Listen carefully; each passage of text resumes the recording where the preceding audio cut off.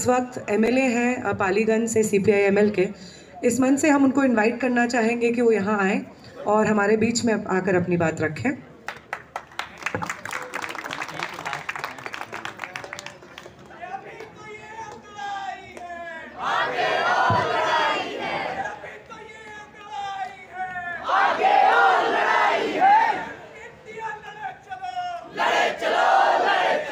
मंच पर मौजूद सम्मानित वक्तागण और देश के तमाम अलग अलग राज्यों से,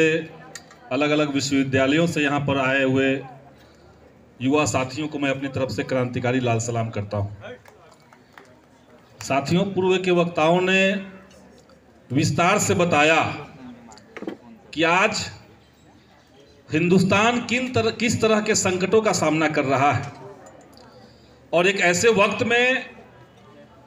जब देश को अपनी अगली सरकार चुननी है और सरकार कह रही है कि हम पिछले 10 सालों पर बात नहीं करेंगे, इन 10 सालों में हमने नौजवानों के लिए क्या किया इसका कोई हिसाब नहीं देंगे। नई सरकार में अपना दावा ठोकने से पहले हमारा युवाओं के प्रति एजेंडा क्या है इस पर बात नहीं करेंगे। वैसे वक्त में देश भर के नौजवानों के संगठनों को एकजुट करके युवाओं के चार्टर पर बात करना, शिक्षा रोजगार के मुद्दे पर बात करना और विस्तार दे करके लोकतंत्र से उसे जोड़ना, ये एक बेहतरीन पहलकदमी है और इसलिए इसके लिए हम आप तमाम साथियों को बहुत बहुत बधाई भी देते हैं। हमने देखा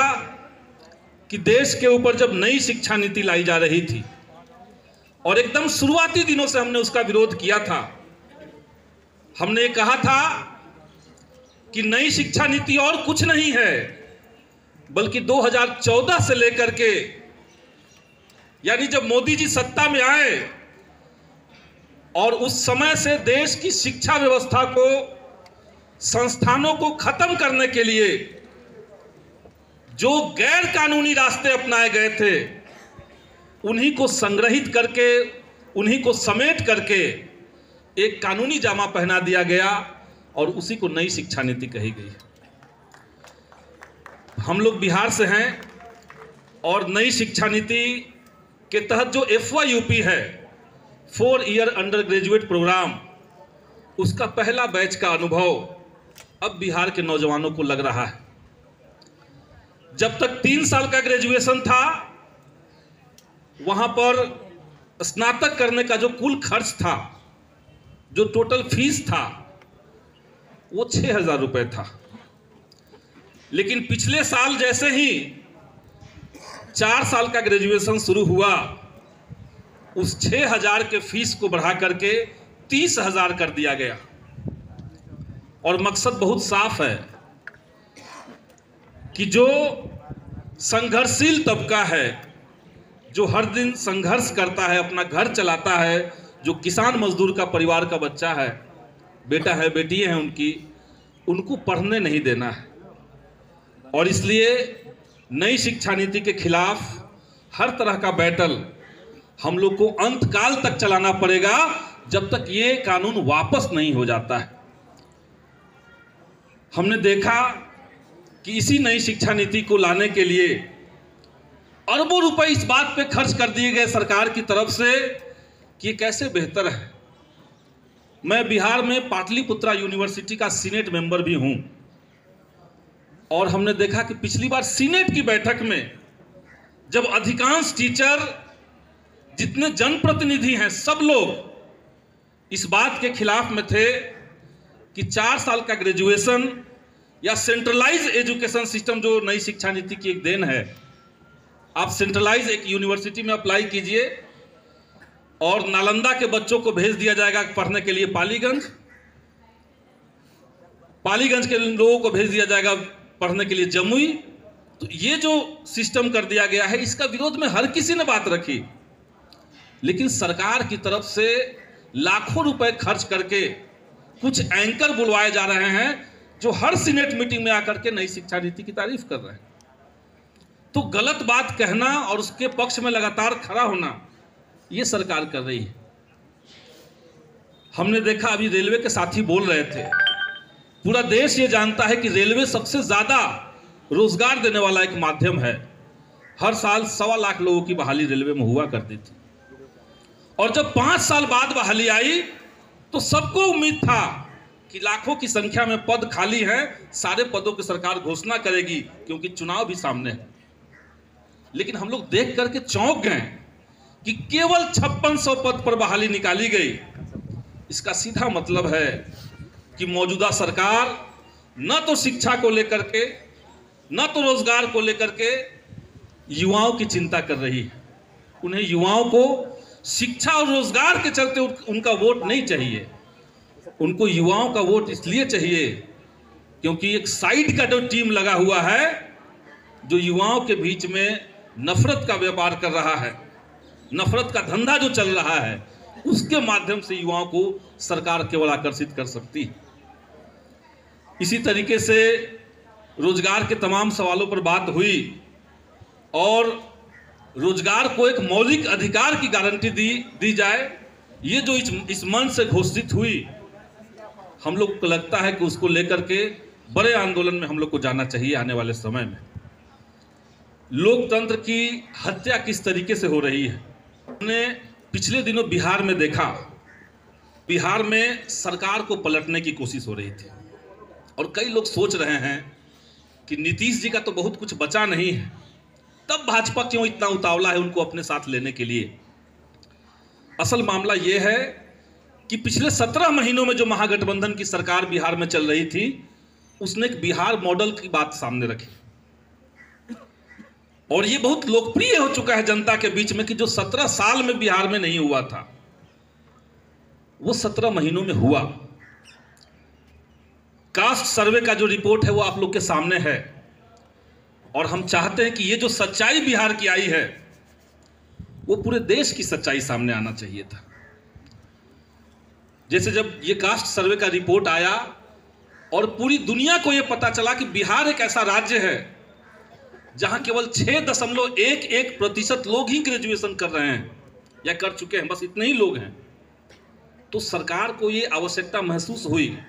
कि स्नातक करने वाले, ग्रेजुएशन करने वाले लोगों की संख्या कैसे बढ़ाई जाए। तो कास्ट सर्वे और बिहार के तर्ज पर देश भर में जातिगत गणना करवाना, ये इस दौर की एकदम जरूरी चीज बन गई है और इसलिए आपने इस चार्टर में इस मांग को रखा है। इसके लिए आप सब लोगों को हम बधाई देते हैं। जब सरकारें बदल रही थी तो हमने देखा कि सत्ता का कितना विभत्स दुरुपयोग हो सकता है। एमएलए को उठाने के लिए जो भाजपा के एमएलए हैं, लेकिन वो सरकार से अगर खुश नहीं हैं तो उनको उठाने के लिए उनकी कनपट्टी पर बंदूक लगाए गए हैं स्थानीय पुलिस प्रशासन द्वारा। ये भी हमने देखा। कोई एमएलए कहीं भी हो, 10 लोगों को गिन करके उठा लो। 10 तारीख की यही खबर थी और इसीलिए महागठबंधन के तमाम एमएलए जो थे वो एक जगह पे इकट्ठा हुए, क्योंकि सरकार का आदेश हो गया कि 10 एमएलए को किसी तरीके से जेल में डाल दो, 2 दिन बाद बेल भले मिल जाए, लेकिन गिनती में महागठबंधन की तरफ से लोगों को नहीं पहुंचने देंगे। और दूसरे पक्ष में जितने लोग थे सबको गन पॉइंट पे और लिटरली गन पॉइंट पे ही सरकार ने कोशिश की और बिहार में तख्ता एक बार बदल गया। लेकिन युवाओं के हौसले नहीं घटे हैं, युवाओं के हौसलों में कोई घटौती नहीं हुई है। इसलिए बिहार में आज आप लोग देख रहे हो कि पूरा बिहार के नौजवान, बिहार की आम जनता इस बात के लिए अडिग है कि आने वाले समय में इस सरकार से अब हिसाब लेना है और ये एक लोकप्रिय टोन हो चुका है। चंडीगढ़ मॉडल अगर देश पे लागू हो जाए तो कुछ कहा नहीं जा सकता है, वरना बिहार में इस दौर में निश्चित तौर से भाजपा के खिलाफ एक जबरदस्त माहौल युवाओं के बीच में, किसान मजदूरों के बीच में और लोकतंत्र पसंद तमाम लोगों के बीच में बन चुका है। और आने वाले समय में हम लोग इस सरकार को निश्चित तौर से उखाड़ करके फेंक सकते हैं और उसमें सबसे बड़ी जो भूमिका होगी वो निश्चित तौर से यंग इंडिया की भूमिका होगी। आप तमाम जैसे साथियों की भूमिका होगी और चूंकि समय ज़्यादा हो चुका है, ज़्यादातर बातें रिपीट हो रही हैं, इसलिए हम अपनी बात को ख़त्म करेंगे। शुक्रिया। इनकलाब जिंदाबाद।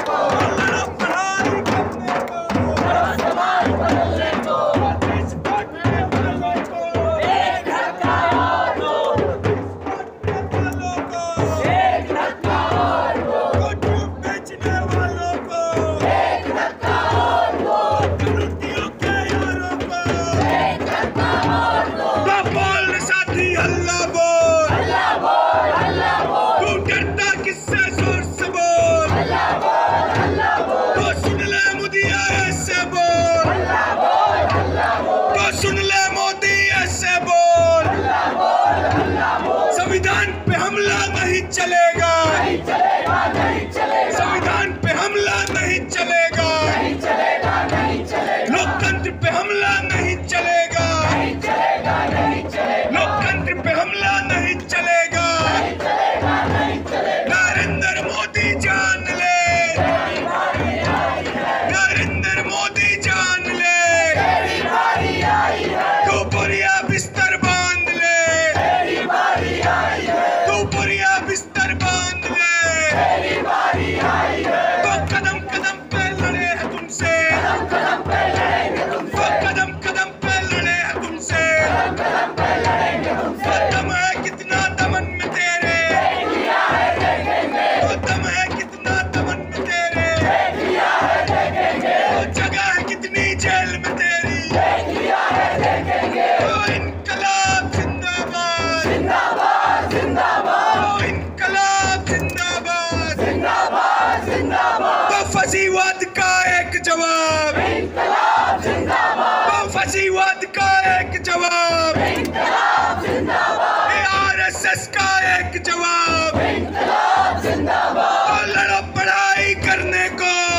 समाज बदलने को, तो लड़ो पढ़ाई करने को, समाज बदलने को, और शिक्षा पर जो खर्चा हो,